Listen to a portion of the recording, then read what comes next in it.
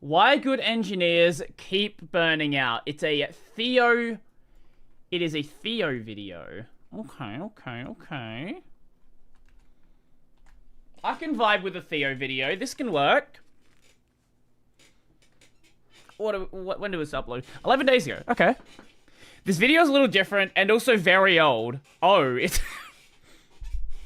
Did he like find a video on his backlog or something? This is going to be an interesting one. Turn down the audio a bit. I have no idea how we're going to make this into a video or if we even will, but there's a thing I think a lot about that's changed my approach to building things entirely. I call this change energy. I think every person exists on a spectrum of how much change they like to deal with. So the top will say this is 10 and at the bottom 0. And this is amount of change that you experience. This can be things like your living environment changes, or the food you're eating changes, or the work you're doing changes. Humans need some level of stability in their lives or they feel like they're going insane. Some people have a bit too much stability though. My housemate, when he's not at work, he's like, you'll see him for like 3 weeks just XQC'd up on his desk. Just like, I can't even fucking sit like it. Just like fucking this, just up on his desk, like playing games, or like he's got a fucking, like got his feet up on his desk, just like, and it's just like there for fucking 12 hours a day for fucking 3 weeks. So, you know, maybe 0 change is not healthy.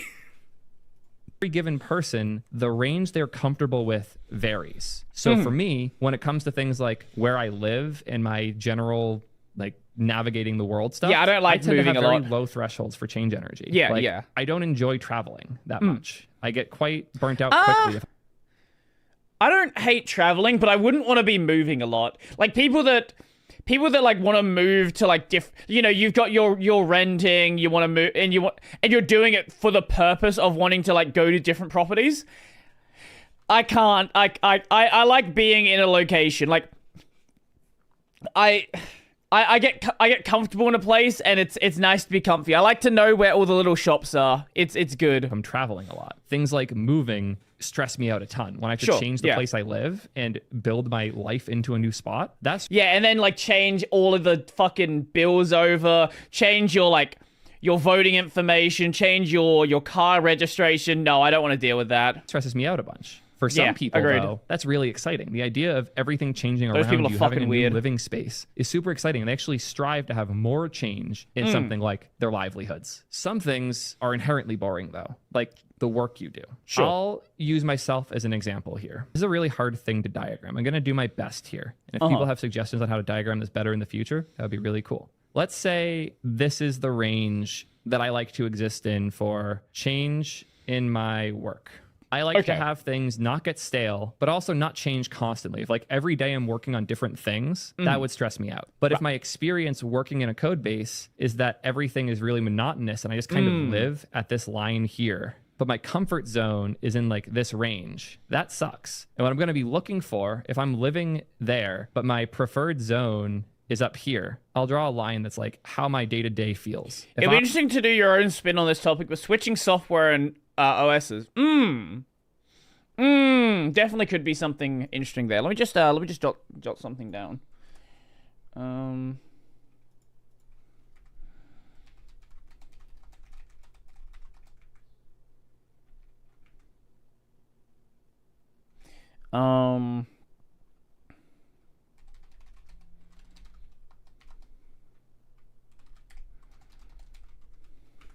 we go. Okay, cool. I'm living on this line, but I see an opportunity that's like, hey, we need somebody to try out this new thing. I might spike up and get to experiment a whole bunch and try some new things for a little bit. And maybe it'll even be too much and I'll be like, oh, too much shit's changing. I want to go back to where I'm a little more comfortable. And then we can chill here where we're trying out new things, but then I have to go grind on an old code base for a while and it's miserable. And then afterwards I can go back to 20-year-old Java code base. I think this represents the experience that a lot of devs have where the code bases they're working on are boring and miserable. Like this line is like old Rails code. If this is the line you're stuck living on, for most people, especially engineers, we're generally more curious. jQuery, whatever. The average engineer is going to have bad feelings and vibes if they're currently stuck down here, but they want to be in a range like this. But let's flip this a little bit. Let's say you're an engineer that doesn't like when things change. Old PHP, and you want it to be exactly. a little more stable. And now if we redraw this line, let's say that you're using React. You're a you want things to be stable and you have a job at a fucking, at like a startup and they're using some new tech stack that nobody even knows exists yet. Modern React dev. And you've been really happy with class components for a while now. So you're living maybe even like down here for a bit. You're happy with things. And then hooks happen. And now you're here for a bit. And you're like, yeah, this is cool, but this is a little near my threshold for how much change I want to deal with. And then server components happen. And now you're like, what the fuck? I don't like this. I wanted this to be stable and simple, and everything's constantly changing around me. And maybe you drop down to like the old Rails code again. So if I move these like this, maybe you started with like a normal React code base, building all these things yourself, dealing with Webpack and shit, and you're right in the middle of the amount of change you're willing to tolerate. Then hooks push you near your edge. Then server components push you over, and then you collapse down to the simplest thing that you know won't change because you don't want things to change that much. But when people get pushed above or below their change thresholds, the minimums or maximums I think he's they want to cooking operate here. within, I do think he's things cooking. start to fall apart. I want to tell a real personal story that is how I discovered this about myself in the industries that I work in. This one isn't about code. This one's going to be about creator stuff. Something I learned quickly as a creator is that it's very different from being a developer. If the line for how average code bases work for successful companies is really low on the change threshold, where less change is how more companies trend towards. Being a successful creator is the opposite. You actually have to change as regularly as you can. The content you produce... I don't think that's entirely true. I think you want to have some stability in... You want to have some... Maybe he addresses this. I think you want to have some stability in your core content. Otherwise, you end up like alienating your longtime viewers. You don't want to have like, oh, one day I'm a car channel, the other day I'm a programming channel. Now, this works in some cases, but you've got to have that sort of mindset from the start, right? Like, if we're talking a channel like DankPods, right? Like, DankPods gets away with doing a lot of random shit because he's always done a lot of random shit. But you've got to kind of push that really hard to make it. For a lot of people, keeping some, maybe like around here, where you like experiment with new stuff. It's like, oh, I'm going to do tutorials, I'm going to do hardware reviews, I'm going to do news. Play around up here, but have that like core line where people still come back to the channel knowing what's going to be there. Use has to be varied a ton.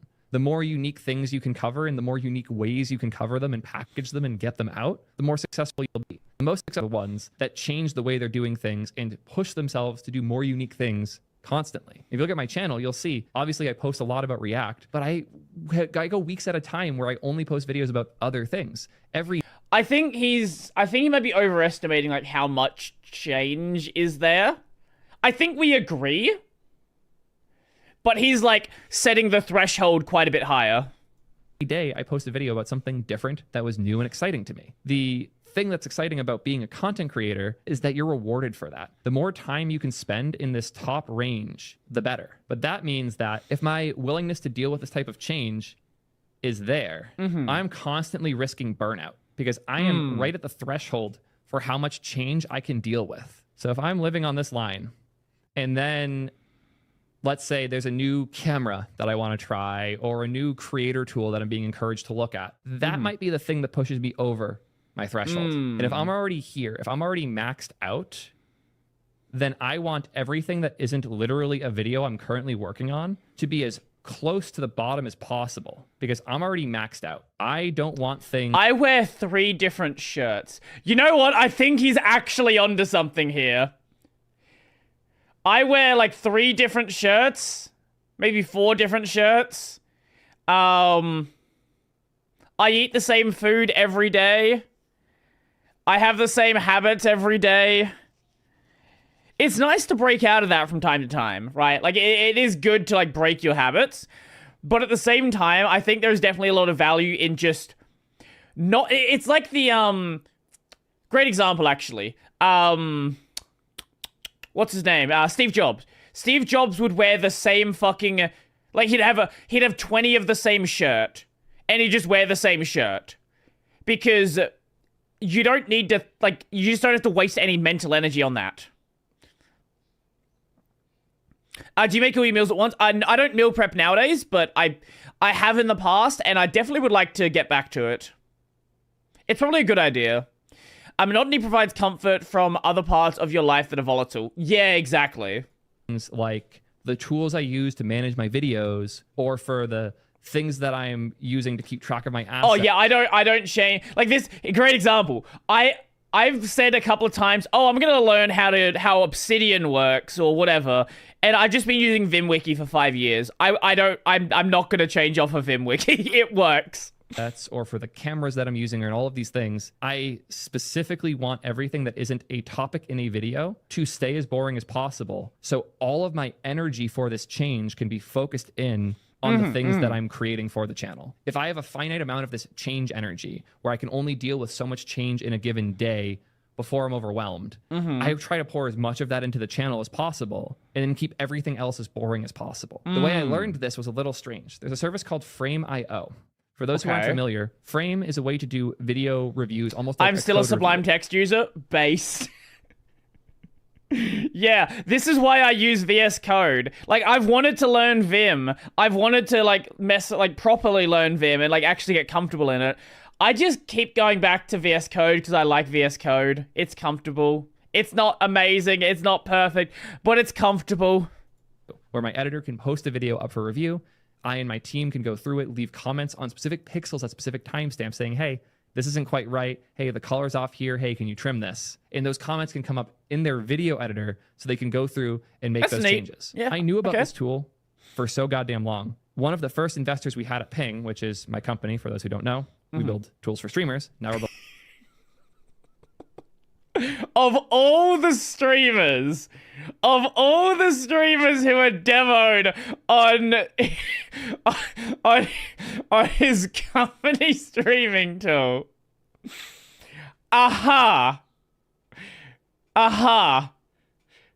Old Mousy and Mel. We love. I am a Mel enjoyer. I watch all of Mel's content. Building dev tools. We'll get to why in a minute. I knew a lot about the creator tool space. I was deep in the creator world after working at Twitch and building this. Emery, the founder of Frame, reached out to be a potential investor, and we chatted a bunch. He eventually invested. We got decently close, and I intimately knew Frame. Even before we started chatting, I knew a lot about Frameio. It was obvious this was a very useful tool that would be a huge improvement on my workflow. It took me over a year to start using it. I spent more time building. How long has it been since I said I was going to upgrade my PC? It's been a little bit. Just a tiny bit. My own versions of things Frame did, then I would have had to spend adopting it and just using it. And it's not like it's super expensive or anything either. Its pricing's actually quite reasonable. $15 a month per user for 2 terabytes of storage. And it's a great service. I don't hesitate to pay this money. It's absolutely worth what we're paying for it. But I bring this up because I knew it was the right solution. I knew it would fundamentally improve our workflows, but I didn't adopt it. And I sat there and thought a long time about it because when I did adopt it over a year later, I realized how useful it was and how much it would improve our workflow. So I sat and thought, why did I not adopt this? I try new. I think here's the interesting thing, right? When it comes to software for me, it's a bit different because adopting software kind of fits into this like big YouTuber range. I don't tend to touch the software that I'm not going to make videos on, right? Like I'm not going to, I like when I wanted to make videos on video editors, I would play around with them. If I'm not going to make a video on it, I'm not going to fucking touch it. Kdenlive is trash, but it's good enough. Like if I'm going to use DaVinci, I'm going to make a video on DaVinci. Like, I've got my Stream Deck here. I've got 2 videos in progress right now on configuring the Stream Deck. One for Stream Controller, the other for Open Deck. And there's just, like, and there's just random other things like that, where if I'm like, learning something, like Neri, right? Like, I switched to Neri because I knew I was going to make a video on Neri when I switched to Neri. Same with the Cosmic stuff, right? Like, I'm enjoying, like, playing around with Cosmic, but, like, a big part of that is actually just making the videos on Cosmic and giving me something to talk about there. Do dev tools all the time. Why am I not trying new creator tools? I've since realized the answer. It's quite simple once you realize it. if this is my experience as a creator where I'm... By the way, since you found those tools, you never had to use OBS Blade, did you? Yeah, I was very much considering OBS Blade, but now that I know that I can configure my Stream Deck perfectly fine on Linux, like, this is my go-to. Like, I'm not gonna... maybe I'll do a video on OBS Blade. I don't know, it could be fun. But, like, this is my go-to. Because I think it would be fun for...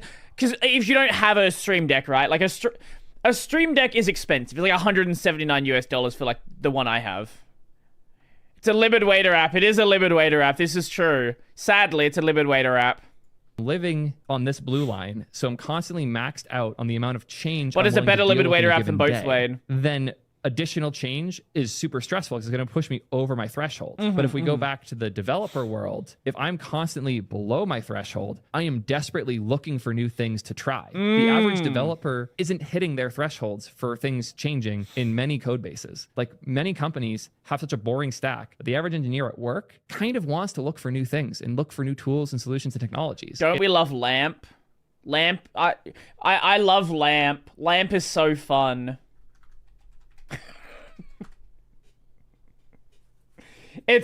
LAMP is such an interesting stack to work with. We love it. It's great. Companies fucking adore LAMP. It's cheap and easy.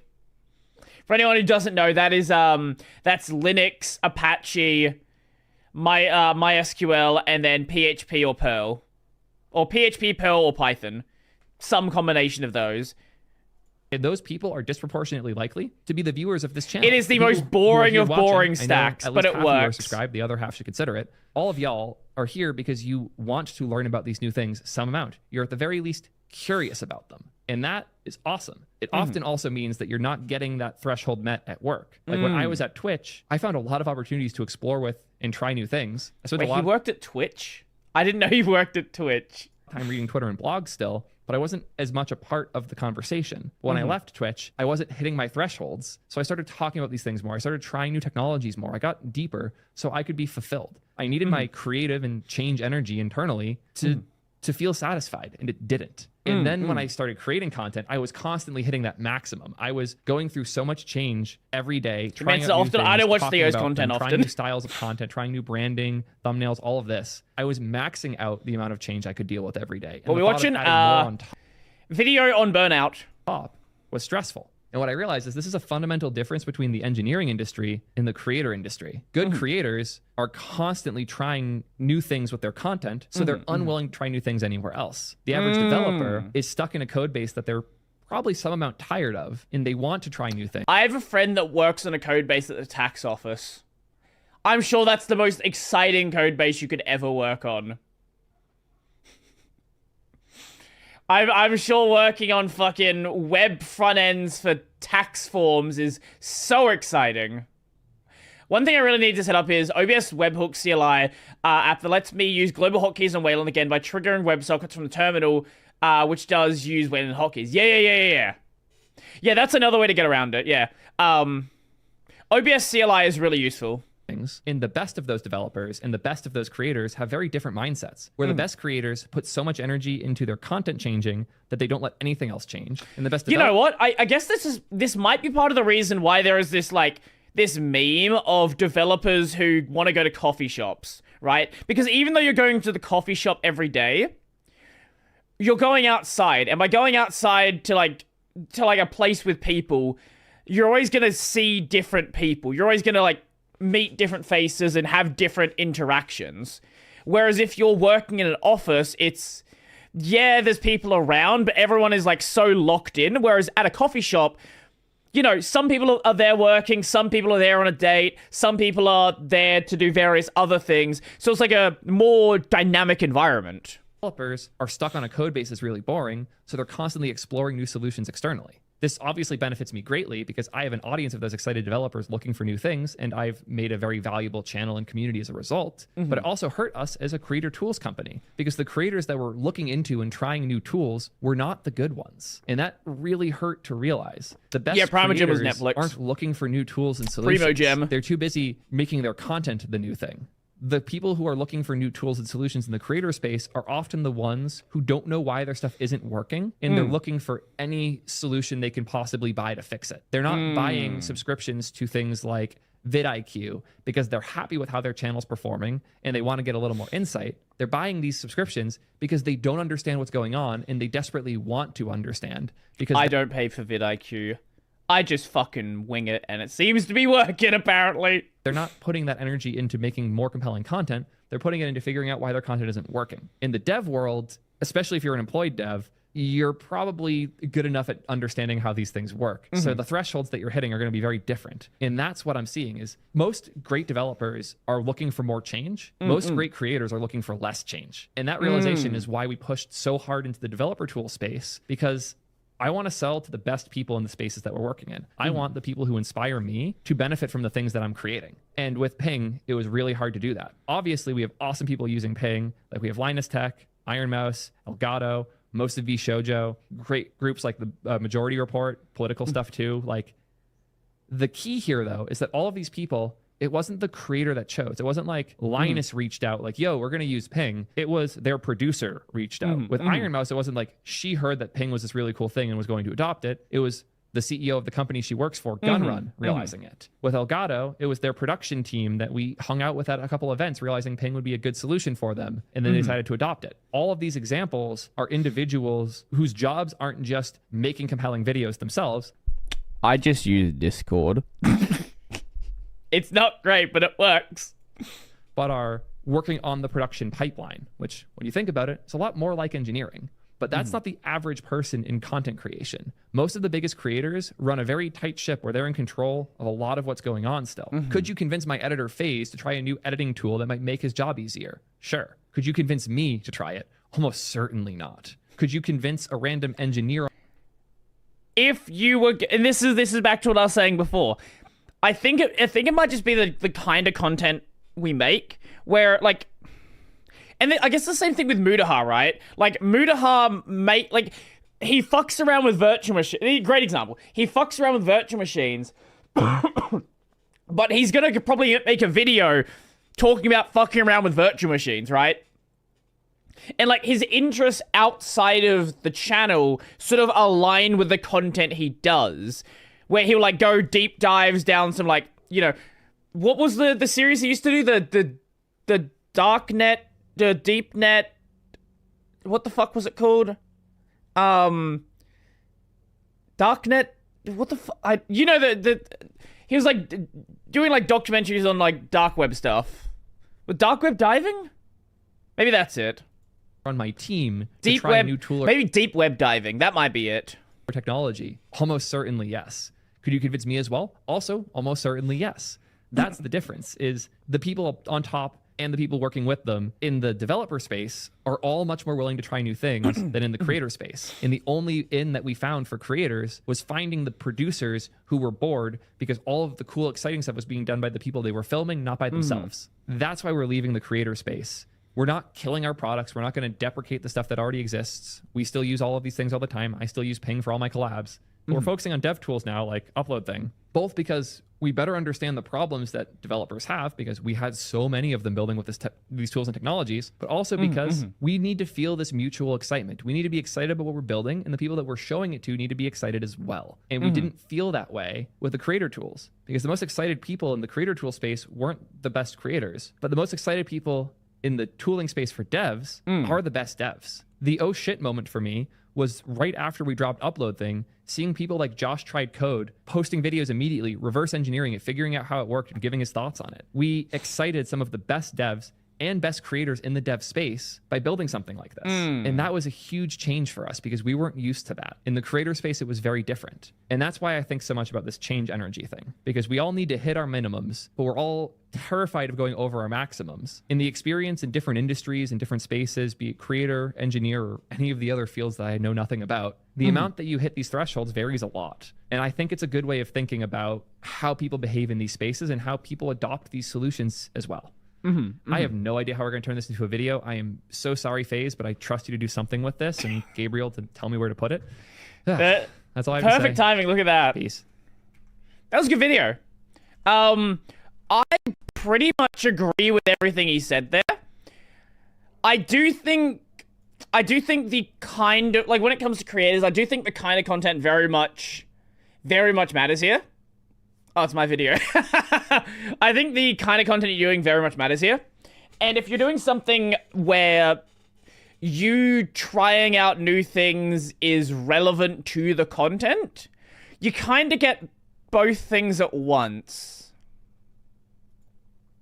Right? Like, you kind of have to explore stuff. You can't just get comfy. But I don't touch my content creation tooling. I don't touch VimWiki. I don't touch Caden Live. I don't touch do you know what? Okay, here's a great example. I knew about Whisper for quite a while. I think like 3 months before I actually brought it into my workflow. That's actually a perfect example. I knew about Whisper for like at least 3 months before I bothered to try it out, and now it's like a thing I use for every single video. That was great. I really enjoyed that. As always, I like Theo's content, and most of you probably know who he is already. So, yeah, let's find something else.